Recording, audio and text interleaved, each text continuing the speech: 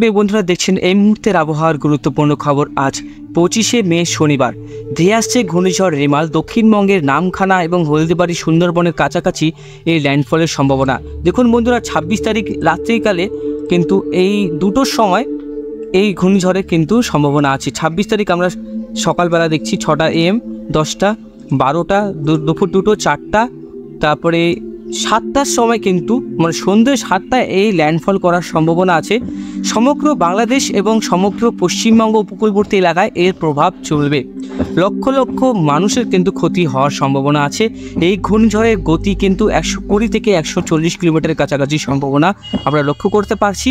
এদিকে শ্যামনগর, কলাপাড়া, লালমোহন, মতিরহাট, ফরিদগঞ্জ, নাহাবাগ, হলদিয়া, কোলাঘাট, কলকাতা, চন্দননগর, খড়গপুর, বারুইপাড়া, বর্ধমান, শান্তিপুর, কাটোয়া, মেহেরপুর, দুর্গাপুর, সিউড়ি, নলহাটি, রাজশাহী, সিংড়া, পাবনা, সিরাজগঞ্জ, কাপাসিয়া, ধুলিয়ান, মালদা, শিওরাবাদ, ভাগলপুর, পূর্ণিয়া, উত্তর দিনাজপুর, দক্ষিণ দিনাজপুর সমগ্র অঞ্চলে, এদিকে ময়মনসিংহ, সিলেট, মানে বলতে গেলে সমস্ত অঞ্চলে এর প্রভাব বিস্তার করবে। অনেক মানুষের মনে প্রশ্ন আসতেই পারে যে আমাদের জায়গায় ঘূর্ণিঝড়টা হবে কিনা। বন্ধুরা দেখুন, ঘূর্ণিঝড়ের হাওয়া কোনো জায়গায় বেশি, কোনো জায়গায় কম থাকবে। বৃষ্টিপাত কিন্তু তুলনামূলকভাবে এই ঘূর্ণিঝড় বেশি হবে। এই কদিন কিন্তু দেখতে পাচ্ছেন প্রচণ্ড গরম পড়ে গেছে। দক্ষিণবঙ্গ সহ উত্তরবঙ্গ, বাংলাদেশ বিভিন্ন অঞ্চলে গরম পড়ে গেছে, কারণ এই যে ভূপৃষ্ঠের জলীয় বাষ্প সব নিচের দিকে টানছে ঘূর্ণিঝড় রেমাল। তার প্রভাবে কিন্তু ভূপৃষ্ঠ প্রচুরভাবে গরম হচ্ছে। এই ঘূর্ণিঝড় রেমাল যে এই গরমকে কাজে লাগে কিন্তু আরও শক্তিশালী হবে। সেই যেখানে বেশি গরম থাকবে সেদিকে কিন্তু যাওয়ার সম্ভাবনা আছে সবথেকে বেশি ঘূর্ণিঝড় রেমালে। ঘূর্ণিঝড় রেমাল কিন্তু পাটনা, আহলাবাদের দিকেও যেতে পারতো, কিন্তু উত্তরবঙ্গে এই কদিনের তাপমাত্রা অনেকটাই হারে বৃদ্ধি, 40 থেকে 42 ডিগ্রি সেলসিয়াসের কাছাকাছি চলে গেছে তাপমাত্রা। বুঝতে পারছেন, আবহাওয়া কিন্তু অনেকটাই পরিবর্তন হয়ে যাবে কাল থেকেই। আপনারা একটু সাবধান থাকবেন, একটু সতর্ক থাকবেন বন্ধুরা, কারণ ঘূর্ণিঝড় রেমাল তার কিন্তু আস্তে আস্তে তার গতি আস্তে আস্তে কিন্তু বাড়াচ্ছে। তো বুঝতে পারছেন, ঘূর্ণিঝড় রেমাল রেশ কিন্তু আপনার প্রচণ্ড পরিমাণে থাকবে। আমি আবারও বলছি, ঘূর্ণিঝড় রেমাল আবার কিন্তু দেখুন উত্তরবঙ্গ থেকে শুরু করে দক্ষিণবঙ্গে সব জায়গায় কিন্তু ঘূর্ণিঝড় রেমাল প্রবেশ করার। দেখুন কিষানগঞ্জ, দিকে ইসলামপুর, পানাগড়, ঠাকুরগাঁও, দিনাজপুর, দিকে মালদা, তারপরে একটার সময় দেখি এদিকে আবার প্রচণ্ড হাওয়া চলবে উপর দিকটায়। মানে নর্থের দিকে হাওয়াটা কম হয় বন্ধুরা। রাজশাহীর কাছাকাছি গিয়ে সে টার্ন করবে বাংলাদেশের দিকে।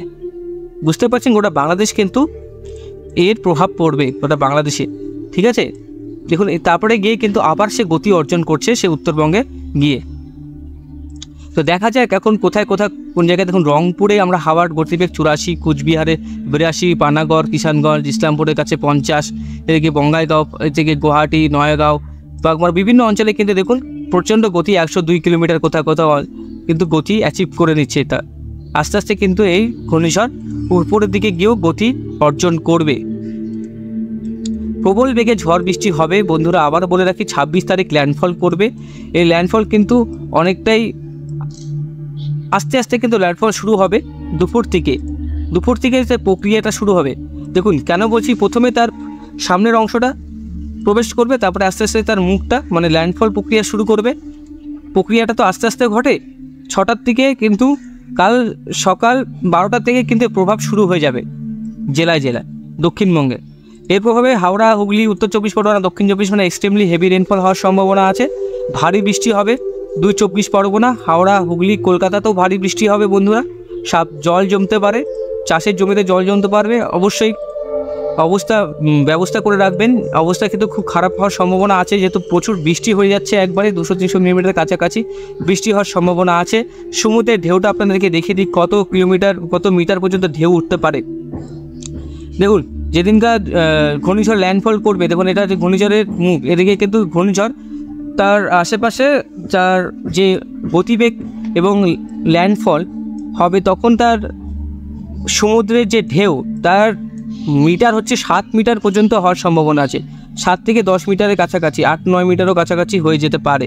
সুপ্রিয় বন্ধুরা দেখুন 6-7 মিটারের কাছাকাছি চলে আসতে পারে। 27 তারিখেও কিন্তু উত্তাল থাকবে সমুদ্র। মৎস্যজীবীরা, ফিশারম্যানরা অবশ্যই যাবেন না 28 তারিখ পর্যন্ত। সমুদ্র উত্তাল থাকবে, সতর্ক থাকবেন। আস্তে আস্তে কিন্তু 19 তারিখ 20 তারিখ পর্যন্ত সমুদ্র আস্তে আস্তে ঠিক হয়ে যাবে। 30-31 তারিখ পর্যন্ত আপনারা আবার মাছ ধরতে যেতে পারবেন। তো বুঝতে পারছেন প্রচণ্ড গরম পড়ে গেছে। গরমটা আপনাদেরকে দেখিয়ে দিই। দেখুন প্রচণ্ড গরমটা উত্তরবঙ্গ থেকে শুরু করে দক্ষিণবঙ্গে কিন্তু প্রচণ্ড গরম পড়ে গেছে ইতিমধ্যে। তো উত্তরবঙ্গে গরমটা সবথেকে বেশি এই মুহূর্তে।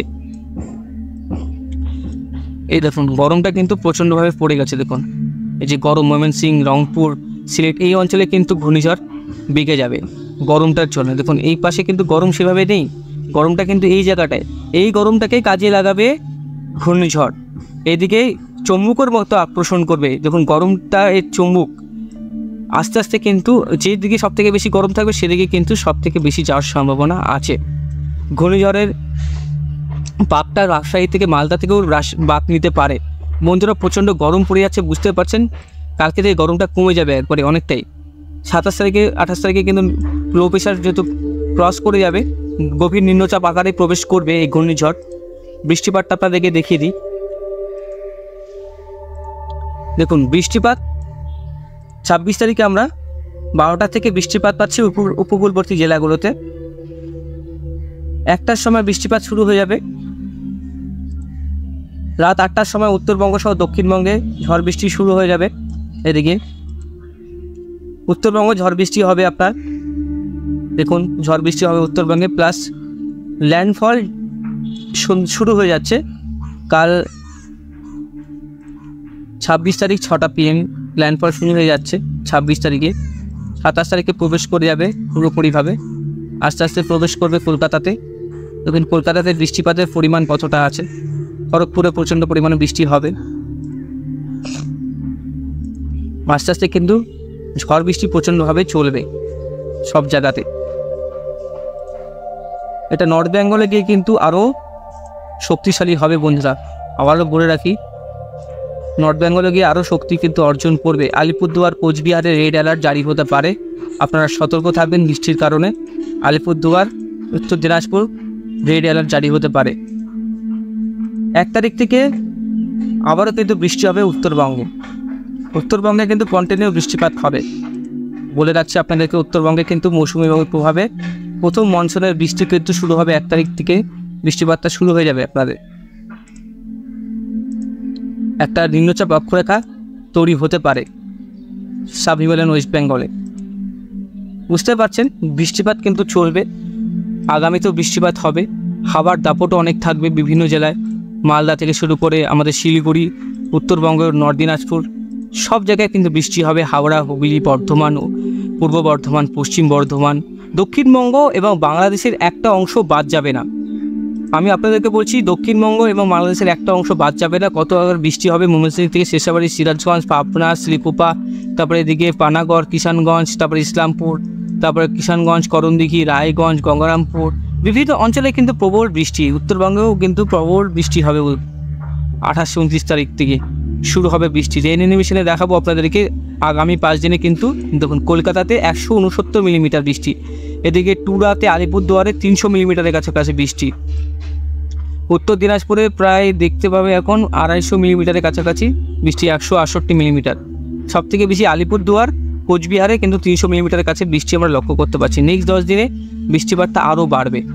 দেখুন নেক্সট 10 দিনে সেটা কিন্তু আলিপুরদুয়ারে 352, গোয়ালপাড়াতে 300 কাছাকাছি, 200 মিলিমিটার, 300 মিলিমিটার কাছাকাছি, 500 মিলিমিটার, কোচবিহারে 500, আলিপুরদুয়ারে 400, দিনহাটাতে 400, শীতলকুচিতে, পানাগড়ে প্রায় সবথেকে বেশি উত্তরবঙ্গের বৃষ্টিপাতটা প্রভাব হবে। এদিকে 169 মিলিমিটার। ঢাকাতে, সিলেটে সবথেকে বেশি বৃষ্টি, সিলেট, রংপুরে সবথেকে বেশি বৃষ্টি, রংপুর এলাকায়, রংপুর, ঠাকুরগাঁও এইসব এলাকায় কিন্তু সবথেকে বেশি বৃষ্টি আমরা লক্ষ্য করতে পারব। ঠাকুরগাঁও, কিষানগঞ্জ, ইসলামপুর, পানাগড়, করণদিঘি এইসব অঞ্চলে 204 মিলিমিটার।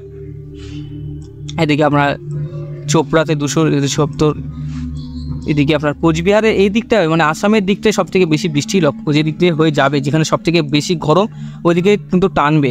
এর জন্যই কিন্তু এই ঘূর্ণিঝড় এবার থেকে বেঁকে যাবে, রাজশাহীর দিকে বাংলাদেশে প্রবেশ করবে। যেখানে গরমটা বেশি থাকবে সেদিকে কিন্তু ঘূর্ণিঝড়টা যাবে। তো সমগ্র অঞ্চলে বৃষ্টিপাত শুরু হয়ে যাবে সুপ্রিয় বন্ধুরা। থান্ডারস্টর্মটাও ভালো রকমেরই হবে, বজ্র বিদ্যুৎ সহ ঝোড়ো হাওয়া বইতে পারে। ল্যান্ডফল প্রতিক্রিয়াটা আপনাদেরকে দেখিয়ে দিই, আবার আপনারা পরিষ্কার হয়ে যাবেন ল্যান্ডফলটা কোথায় হতে পারে। তো সুপ্রিয় বন্ধু, ল্যান্ডফল আমরা দেখতে পাচ্ছি একদম কিন্তু হলদিবাড়ি আর গঙ্গাসাগরের এদিকেই ল্যান্ডফলটা হবে। পরে একটু পাশ কেটে হলদিয়ার কাছাকাছি গিয়ে সে আবার চন্দননগর কলকাতায় কিন্তু এর মুখটা থাকার সম্ভাবনা আছে, একদম কলকাতা দিয়ে। তো সুপ্রিয় বন্ধুরা, সাবধান থাকবেন, সতর্ক থাকবেন, চাষি ভাইরা সতর্ক থাকবেন, মৎস্যজীবীরা সতর্ক থাকবেন। আজকের থেকে সেলটা নিয়ে থাকুন, আমরা নিরাপদ স্থানে চলে যাওয়ার ব্যবস্থা করেন। আজকের থেকে কিন্তু প্রবল দুর্যোগ শুরু হবে, প্রবল হাওয়ার দাপট কিন্তু শুরু হয়ে যাবে। আর সাবধান থাকেন, একটু সতর্ক থাকেন বন্ধুরা। সবাই ভালো থাকবেন, সবাই সুস্থ থাকবেন। এটাই আপডেট। কিছু জানার থাকলে অবশ্যই ভিডিও কমেন্ট বক্সে লিখে জানাবেন। আপনাদের ওখানে কীরকম আবহাওয়া আছে অবশ্যই ভিডিও কমেন্ট বক্সে লিখে জানান। উত্তরবঙ্গে তো প্রচণ্ড গরম, দক্ষিণবঙ্গের মানে কেমন আবহাওয়া অবশ্যই ভিডিও কমেন্ট বক্সে লিখে জানান। আপনারা একটু সাবধান থাকবেন, সতর্ক থাকবেন। হ্যাঁ।